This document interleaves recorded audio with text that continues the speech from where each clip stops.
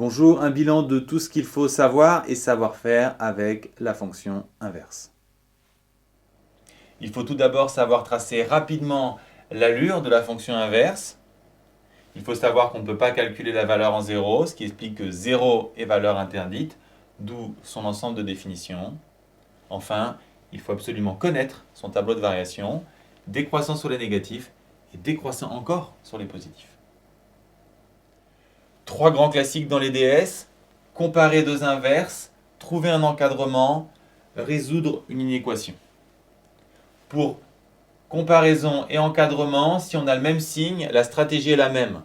Si tous les éléments sont positifs, alors le passage à l'inverse change les inégalités et la justification est la même dans les deux cas, car la fonction inverse est décroissante sur les positifs. Si on n'a que des négatifs, tout est pareil. Attention, si les signes sont différents, la résolution n'est plus la même, elle est graphique pour l'encadrement et pour la comparaison des inverses, tout dépend du signe et cette fois, le sens des inégalités ne changera pas.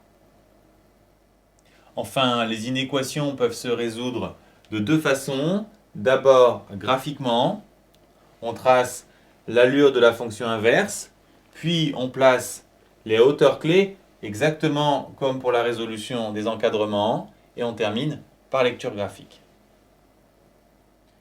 Deuxième méthode, par calcul, on se débrouille d'abord pour avoir 0 à droite, puis on met tout au même dénominateur. Ensuite, on fait un tableau de signes et on termine en lisant la réponse. Ici, on veut un résultat négatif et on donne la solution sous la forme d'un intervalle.